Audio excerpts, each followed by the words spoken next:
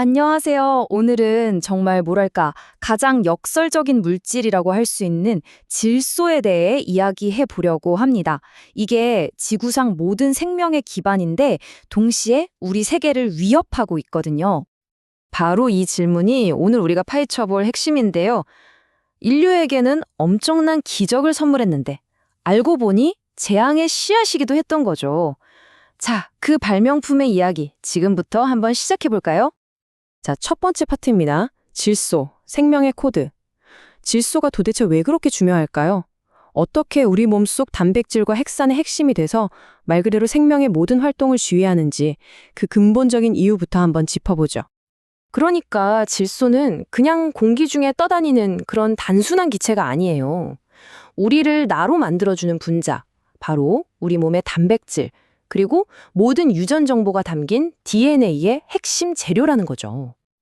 여기서 진짜 재미있는 게 뭐냐면요. 질소가 생명의 설계도라고 할 수 있는 핵산, 그리고 그 설계도대로 실제로 움직이는 일꾼인 단백질, 이 둘 모두를 구성한다는 사실이에요.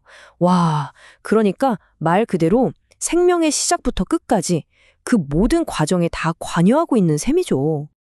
자, 그럼 이런 생각이 들죠. 질소가 이렇게나 중요하고 심지어 공기 중에도 널려 있는데 도대체 뭐가 문제라는 걸까요? 바로 여기서 거대한 반전이 시작됩니다. 두 번째 파트, 자연의 질소 병목 현상인데요. 어떻게 이 넘치는 풍요가 쓸 수 없는 풍요가 되는지 한번 보시죠.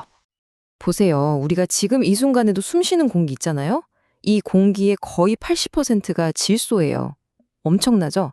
하지만 정말 아이러니하게도 대부분의 생명체한테 이 풍부한 질소는 그야말로 그림의 떡입니다. 눈앞에 있는데 직접 쓸 수가 없다는 거죠. 왜냐하면 이 질소 분자가 아주 강력한 결합으로 꽁꽁 묶여 있거든요. 그래서 식물이나 동물이 공기 중에서 바로 쏙 흡수할 수가 없어요. 반드시 쓸 수 있는 형태로 고정된다고 하죠. 그러니까 변환되는 과정이 꼭 필요한 겁니다. 물론 자연에도 방법이 아예 없는 건 아니었어요. 번개가 칠 때라든지 아니면 아주 특별한 박테리아들이 질소를 고정시키기도 했죠. 근데 이 과정이 너무너무 느리고 비효율적이었던 거예요. 바로 이 문제 때문에 인류의 식량 생산량은 수천 년 동안 자연이 딱 정해놓은 그 한계를 넘어설 수가 없었습니다. 자, 바로 이 자연의 한계. 이게 폭발적으로 늘어나는 인구를 먹여 살리는데 엄청난 벽이 된 거죠.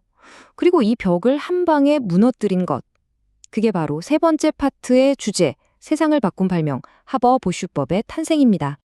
그러니까 수세기 동안 인류는 그냥 자연이 주는 만큼만 질소를 얻었었는데 20세기에 들어서서 두 명의 화학자가 나타나서 이 모든 판도를 그냥 뒤집어 버립니다. 이게 바로 그 하버보슈법입니다. 화학식만 보면 뭐 간단해 보이죠? 하지만 실제로는 엄청난 고온, 고압이라는 극한의 조건에서 촉매를 써서 공기 중의 질소를 암모니아로 바꾸는 진짜 마법 같은 반응이에요. 자, 그래서 핵심이 뭐냐? 바로 이겁니다. 이 발명 하나로 인류가 대기 중에 거의 무한대로 있는 이 질소 창고를 마음껏 열어서 쓸 수 있게 된 거예요. 자물쇠를 그냥 풀어버린 거죠. 이렇게 만든 암모니아는 한편으로는 엄청난 양의 식량을 만드는 비료가 됐어요. 근데 다른 한편으로는 폭탄의 원료가 돼서 전쟁을 키우는 데 쓰였죠. 인류를 먹여 살렸다는 공로로 노벨상까지 받았지만 결국 이 발명은 축복인 동시에 저주가 된 셈입니다. 양날의 검이었던 거죠. 자, 이제 네 번째 파트입니다. 과유불급. 말 그대로 뭐든 지나치면 좋지 않다는 거죠. 인류를 구원한 이 화학의 기적이 우리가 전혀 예상하지 못했던 아주 무거운 대가를 요구하기 시작합니다.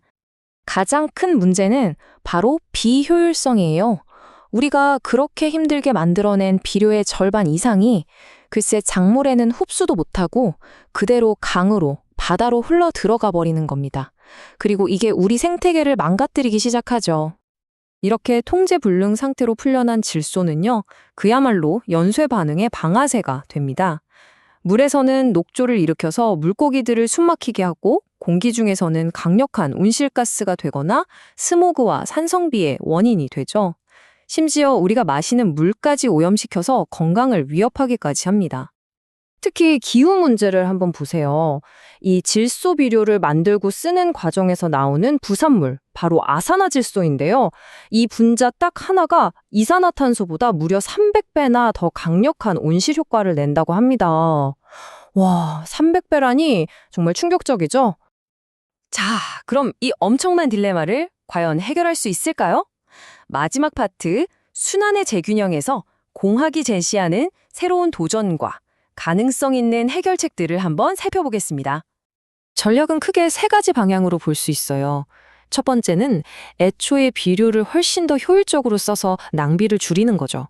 그리고 두 번째는 이미 환경에 풀려나간 과잉 질소를 다시 무해한 질소가스로 되돌리는 기술을 개발하는 겁니다. 마지막으로 버려지는 분유나 음식물 쓰레기를 다시 안전하고 효과적인 비료로 만들어서 이 순환의 고리를 완벽하게 닫는 거죠. 여기서 더 나아가면 아예 이 문제 자체를 해결책으로 바꾸는 상상도 하고 있습니다. 뭐냐면 바로 그 암모니아를 선박이나 항공기, 발전소에서 쓰는 탄소 없는 청정 연료로 활용하는 거예요. 정말 대단한 발상의 전환이죠? 자, 오늘 이야기의 마지막 질문입니다. 공학기술이 만들어낸 이 거대한 문제를 과연 또 다른 공학기술로 해결할 수 있을까요? 인류의 독창성이 낳은 이 딜레마, 이 해답을 찾는 건 결국 다시 우리에게 달렸겠죠. 오늘 이야기가 이 중요한 질소순환에 대해 다시 한번 깊이 생각해보는 계기가 되었으면 좋겠습니다.